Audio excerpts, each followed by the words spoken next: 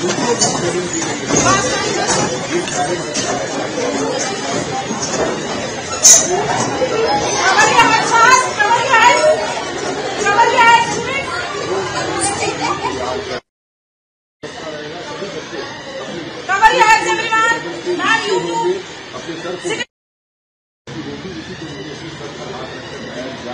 time we did volunteers, you can go movement here and there.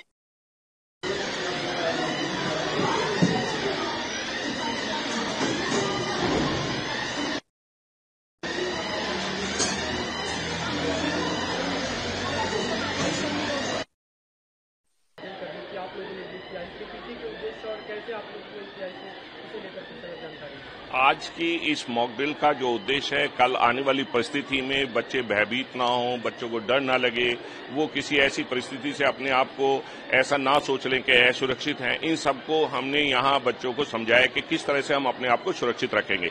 अगर कहीं हमें siren सुनाई देता है, उस सायरन को सुनने के तुरंत बाद हम जिस भी परिस्थिति में अपने घर को सीधे चल दें और घर में जाकर के अपने दरवाजों को बंद करें, उस कमरे में बैठ जाएं जो कमरा आपके घर में सबसे ज्यादा सुरक्षित है, उस तरह से अपने आप को सुरक्षित रखें कि जिसमें अगर हम लाइट ऑफ करनी पड़े तो लाइट ऑफ भी करें और उस हर परिस्थिति से सामना करने का प्रयास करें।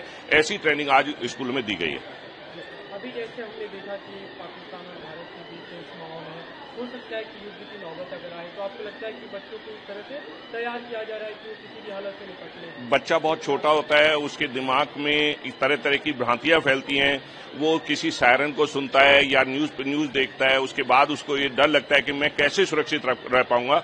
उसके लिए बच्चों को ये तैयारी की गई है कि बच्चे उससे भयभीत ना हो, डर ना लगे और वो अपने मदर फादर के साथ उस रूम में बैठ जाएं, क्योंकि बच्चे चंचल होते हैं, कई बार वो मदर फादर की बात को नहीं मानते हैं। तो स्कूल में इस तरह की ट्रेनिंग दी जा रही है कि वो बाहर से अपने घर की तरफ अंदर आए।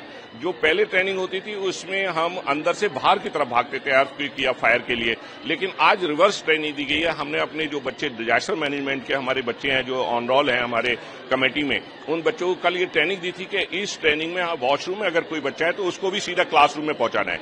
इस तरह से हमने आज की ट्रेनिंग दी है। उससे बच्चे साइकोलॉजिकल अपग्रेड हुए हैं और कल आने वाली किसी भी परिस्थिति से हमारे बच्चे जो है वो मजबूत रहेंगे और इसमें डरेंगे नहीं।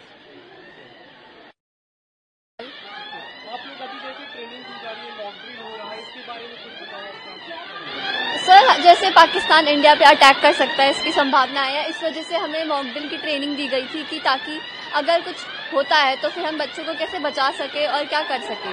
तो जैसे बताया गया कि अपने हेड को कवर करना है, क्राउडेड एरियाज में नहीं रहना है और जैसे जैसे कोई इंजर होता है तो उसे जल्दी से जल्दी मेडिकल हेल्प प्रोवाइड करनी चाहिए। हमें इसकी पूरी इन्फॉर्मेशन दी गई थी कि ताकि अगर कुछ हो तो हम कर सकें। Thank you. सर, संयम शर्मा।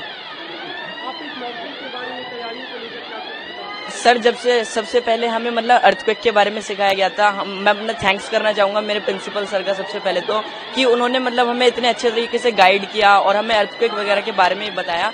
तो मतलब इस चीजों से हमें ये पता चलता है कि जैसे भारत पाकिस्तान का इस वक्त युद्ध होने वाला है, तो इस वक्त जैसे भारत अपनी किन सुरक्षाओं दलों को तैयार करे या फिर किन सुरक्षाओं से पाकिस्तान से बचने की कोशिश करे।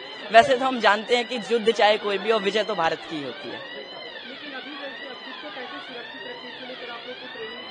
हाँ जी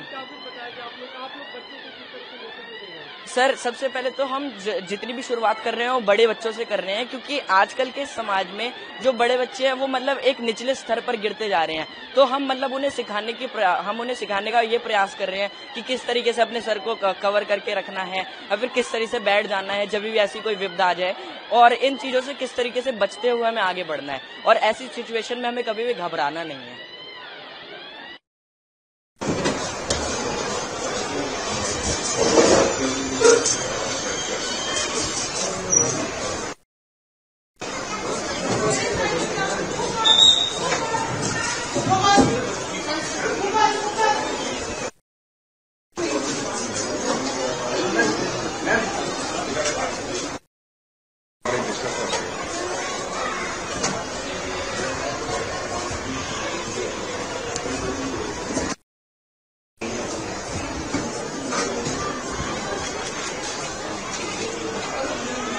भाई हेलो,